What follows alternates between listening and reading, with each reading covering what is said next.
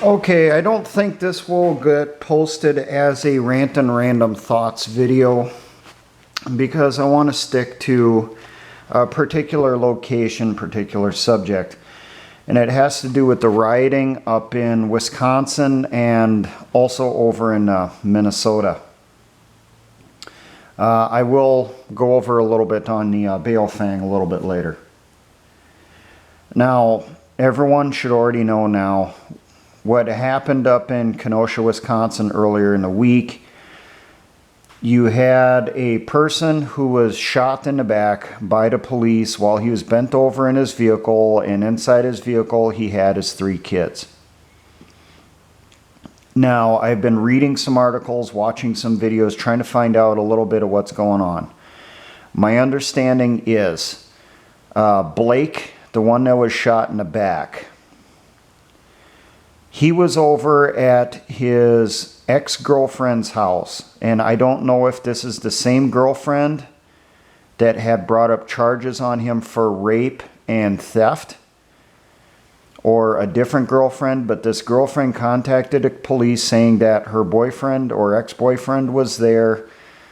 He's not supposed to be. The cops showed up, and Blake was belligerent, to put it mildly. From what I heard, he produced a knife. The cops did not see it at first, but when they did see it, they told him to put it down. He refused to put it down. They tased him multiple times, and he wouldn't go down.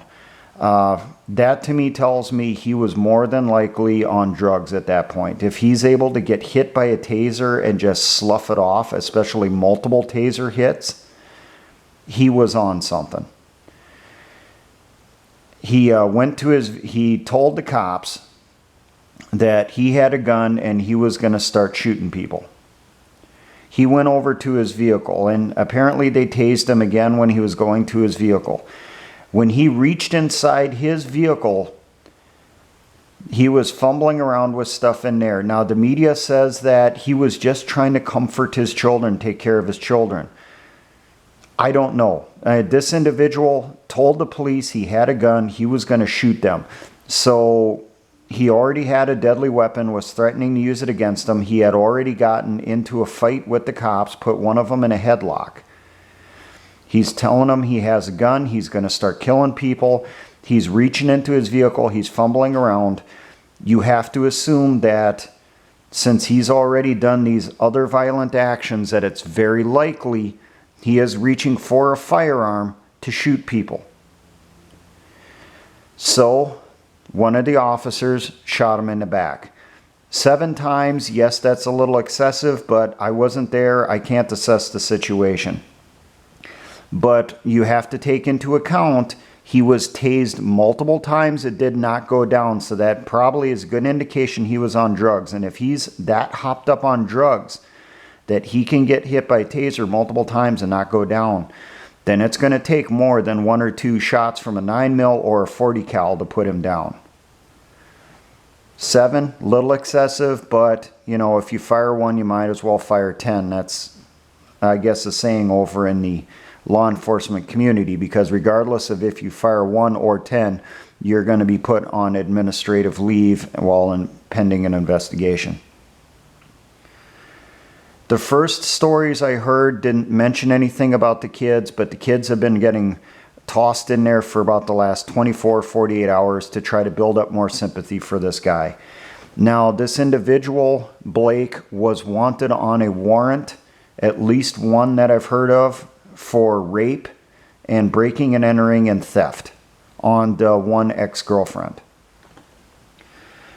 Soon after, like within no time at all, riots started in Kenosha, Wisconsin. Not peaceful protests, riots. They skipped the whole peaceful context completely, went straight into riots.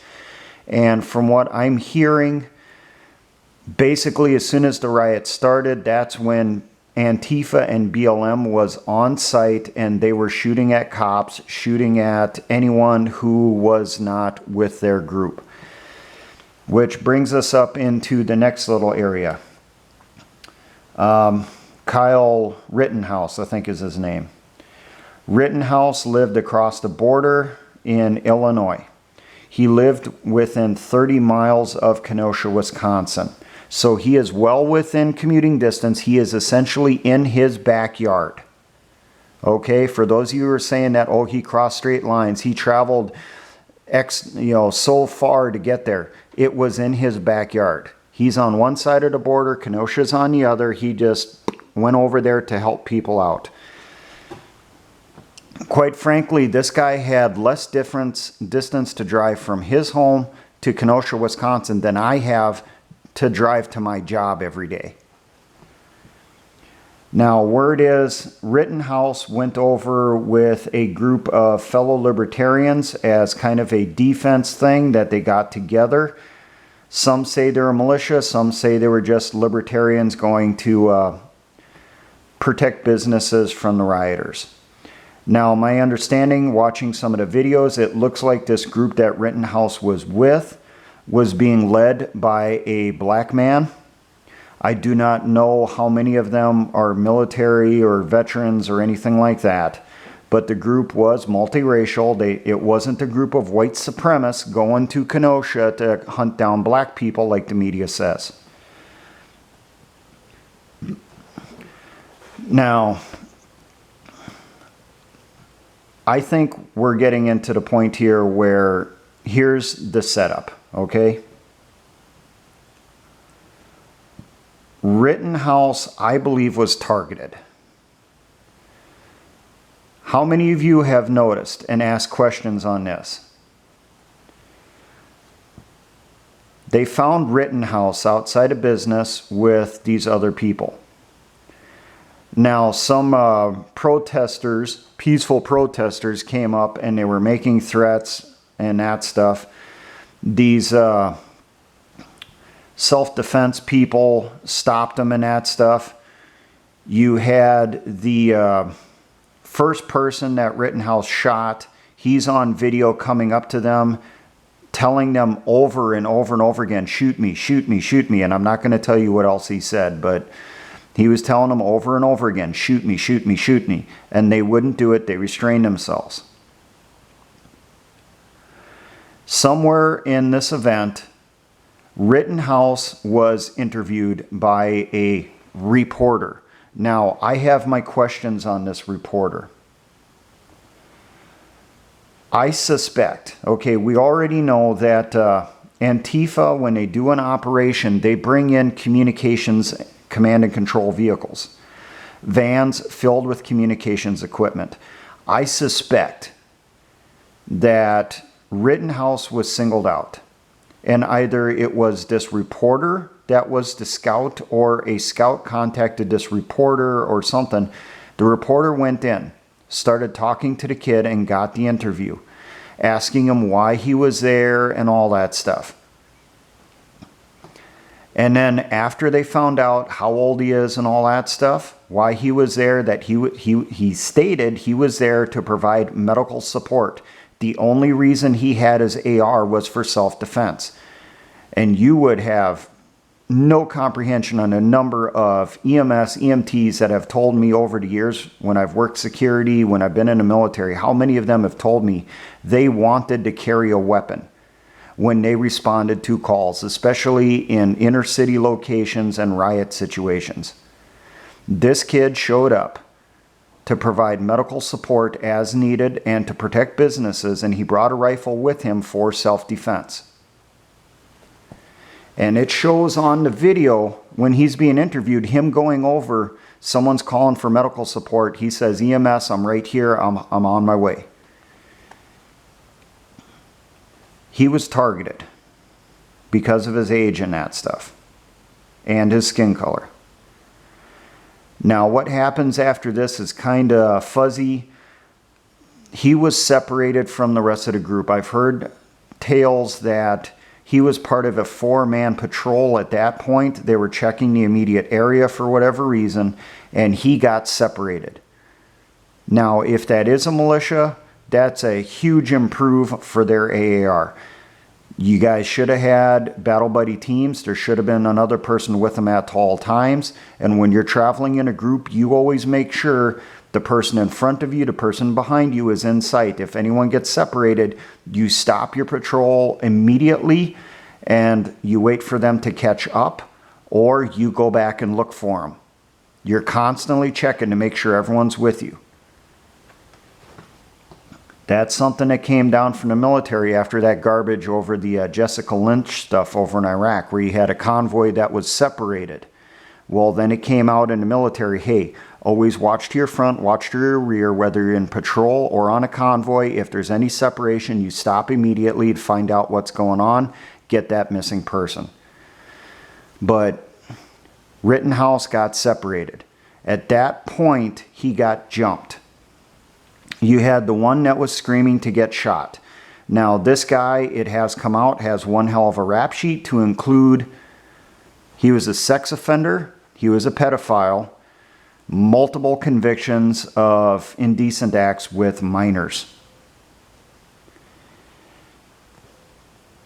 He started chasing Rittenhouse.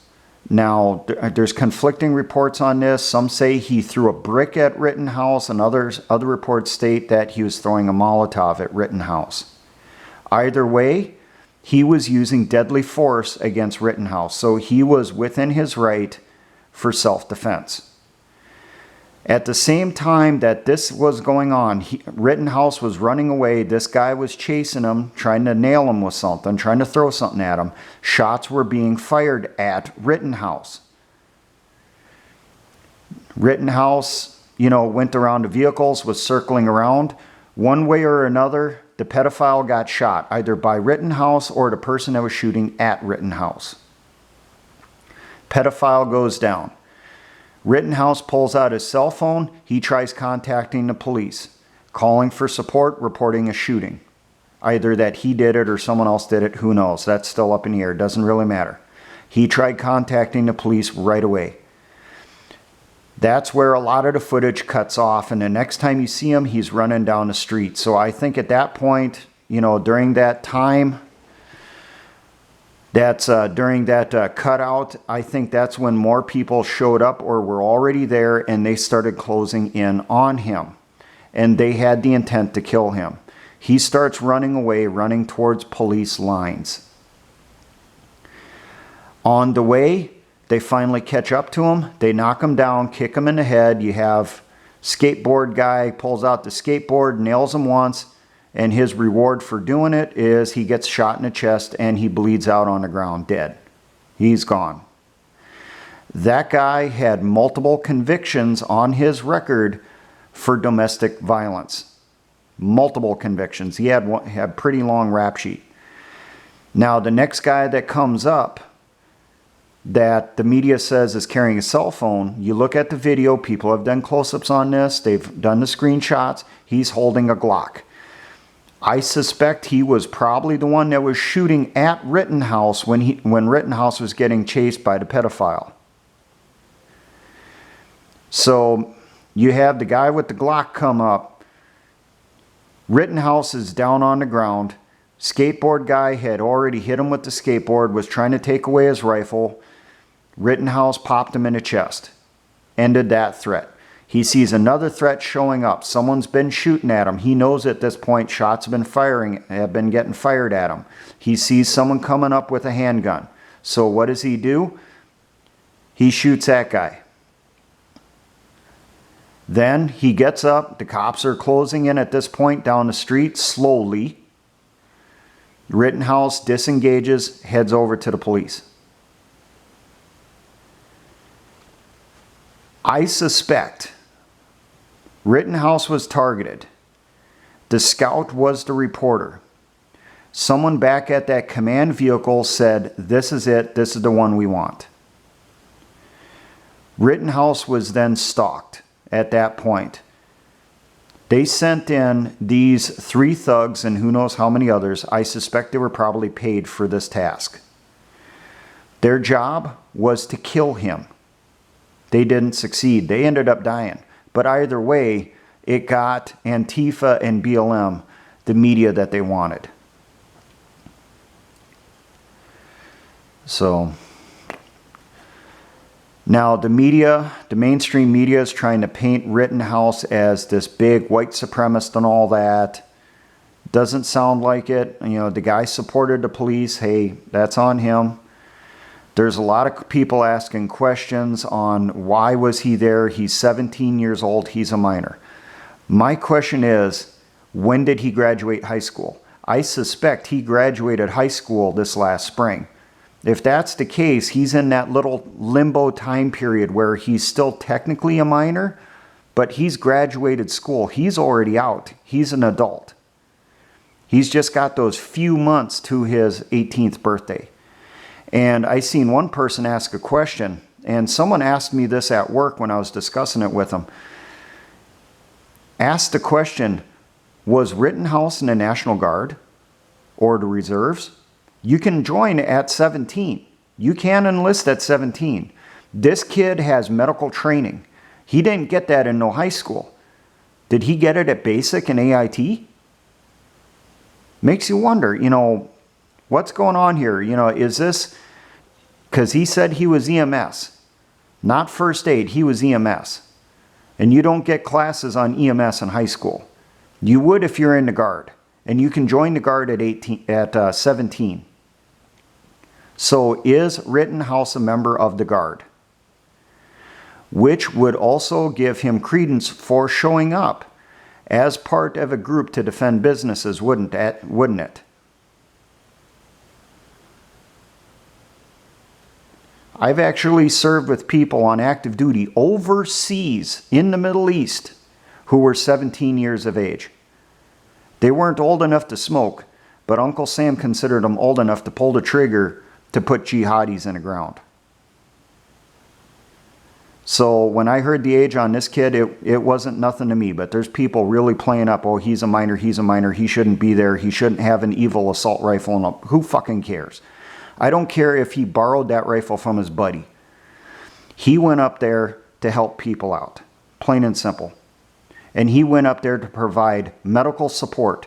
That rifle was meant for self-defense, and he unfortunately had to use it because he was targeted. We got the media campaign going on now. The mainstream media is painting him as a white supremacist. He was there hunting black people and all that garbage. Now at the same time, this is going on. I want you to really think about this. Over in the Patriot community and the firearms community, Rittenhouse is being hailed as a hero and a martyr. Think about that. One side, he's a white supremacist, he's evil, and he should be dealt with because he was killing black people who weren't black. The other side, he's a martyr, and he's being victimized. This whole thing is a setup. It's a PSY-OP to get us more divided over this situation. I believe the whole Rittenhouse thing, whether he was going to be killed on camera from multiple angles, and ask yourself that, why the hell is there so many fucking cameras focused on him during the event from every goddamn angle? They wanted to get it from every angle for TV, for the media, him being killed. One more white person killed at a riot to stoke up whites across the country, and especially because this kid was there with the militia. They were saying that from the beginning, well, he's militia, to get the militia on the field. The war is going on right now. Our side is the only one that hasn't gone to the field. They're trying to get us into the field any way they can, and I think this is part of it. This little PSY-OP is to get the militia to go to the field so that we start making the streets flow with blood by the hundreds of gallons from BLM, from Antifa, from anarchists all across this country. Then they will use that, because this happened in Kenosha, you know, a whole peaceful racial protest thing they keep saying as they're burning down more businesses. They take that war and they paint it over in the race war, where it's white people against everyone who's not white. Segregates the country that much more. While in actuality, the actual fight is between communists and patriots. Consider that. that the whole Rittenhouse thing is a setup. Now, should we let this kid just hang on his own, cut him loose? No, I think you should go through, support his legal defense fund. Kaz has a link over on his Patreon to someone who has set up funding for his legal defense, not through GoFundMe, it's through something else. I haven't checked into it. I might end up kicking him some cash when I get my next paycheck here in a week. So, get Rittenhouse some cash. Now, some people are talking about that Rittenhouse is going to be the next Rick Sandman, that kid that was demonized by the CNN for supposedly making racial slurs against that Native American frickin' person who kept banging a gong in his, or a drum in his face. Believe that if you want to, but I don't think he's going to live long enough to see that anything come to fruition on that one. Right now, I'll backtrack here. When Rittenhouse linked up with the police, he tried turning himself in. They cut him loose. I don't know what was said, but I've heard some people state that he was told what he did was justifiable, go home, leave the area. Which he did. He went back across the border, 30 minutes away to his home, which just happened to be over in Illinois. At that point, you had a politician state that the kid was fleeing, and they brought up charges for fleeing justice and all that crap, and that got added to the demonization of him also. His extradition treaty or hearing from Illinois to Kenosha, Wisconsin was yesterday, Friday, the 28th. Now, because he did not have an attorney yet, he had a public defender. His family was working on an attorney. The judge stayed the decision, stayed the case until September 25th. I have a nasty, nasty suspicion that because Illinois is a major Democrat state, he will be extradited to Wisconsin before that date, before the 25th. And it will be done politically. They'll just say that because of the situation, you know, it has to be done. Whatever fucking excuse they're going to come up with. They will send him back to Wisconsin, and he will not make it to the jail cell in Kenosha. My suspicion is, and I was talking to someone about this last night on this scenario, en route from Illinois to Kenosha, he will just happen to run into a roadblock of BLM and Antifa. The marshals that are transporting him will then get out of the vehicle and walk away. Rittenhouse will then be dragged from the vehicle, beaten, tortured on camera, and literally cut and ripped to pieces on camera. And that will be done to get us to the field, to get us to go with the complete emotional response of going to the field and start gunning down the Antifa and BLM terrorists that are out there right now. It would be logical, wouldn't it? They've done this type of thing before. Have people forgotten Lavoy Finicum, Duncan Lemp? People that were sacrificed to try to get the militia to do something stupid, to overreact, get an emotional response? Think about it. This whole thing is a PSY-OP for the purpose of getting us into the Civil War to get this country to collapse. What should we do? Well, before we get to that, I should jump into this now because we're about 24 minutes in. Baofeng, first thing, replace the stubby antenna. Get yourself a good antenna. I'm going to see if I can get a close-up here for you.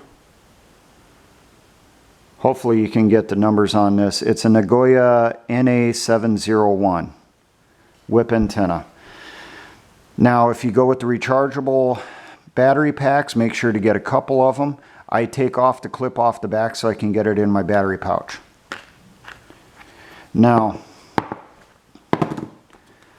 I also recommend getting a hold of these.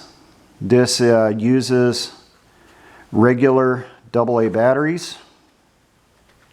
See if I can get this apart for you.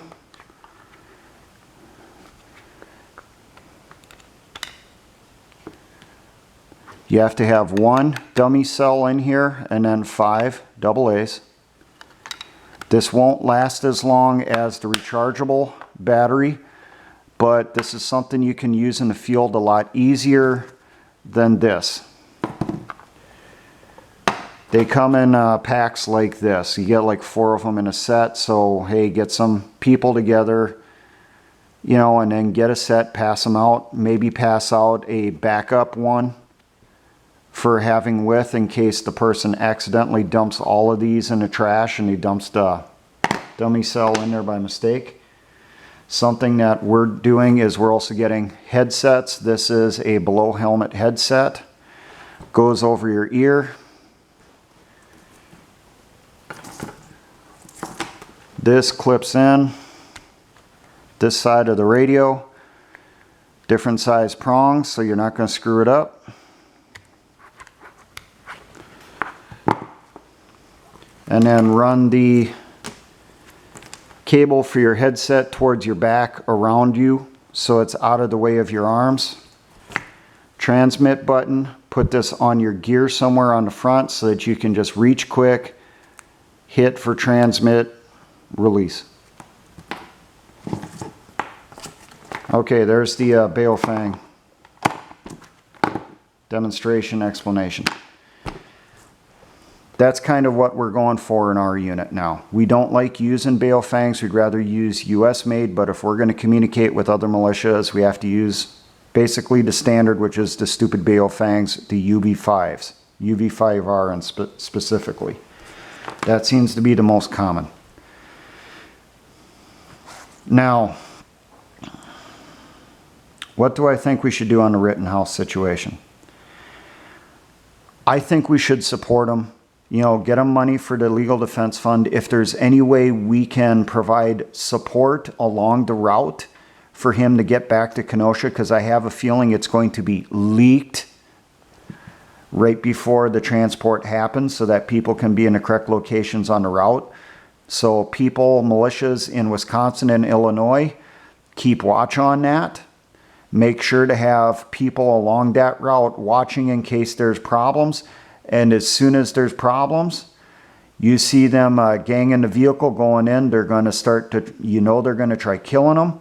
Get in there, start putting some of those people down. Put them on the ground, start shooting them.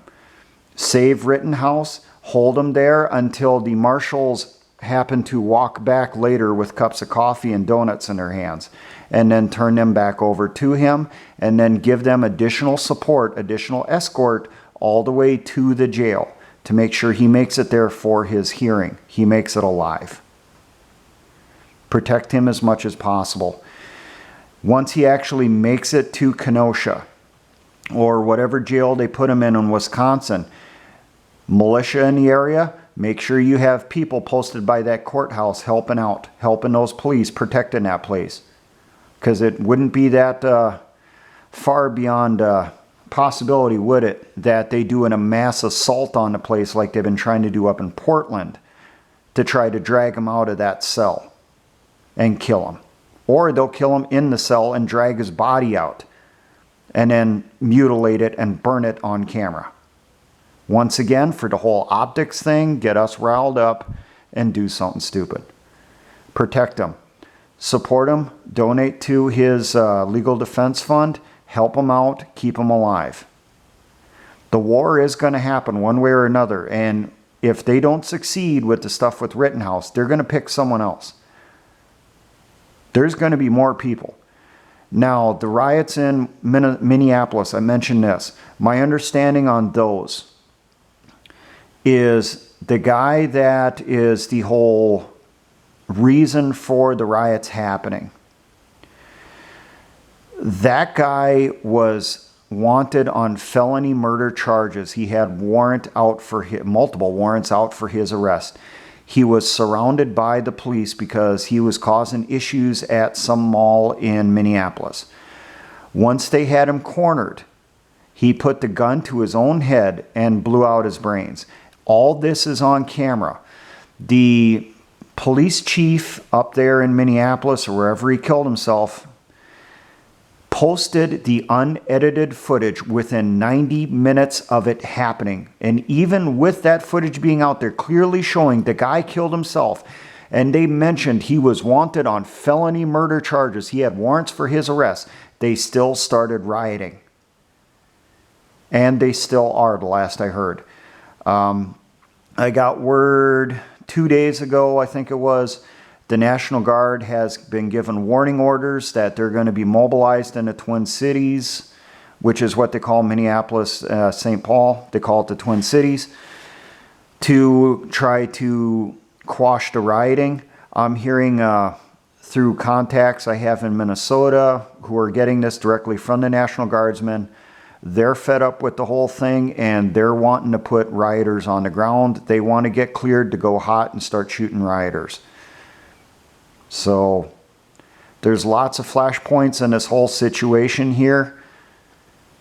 I know you guys have already heard this before. Have your bags packed, be ready to go at a moment's notice.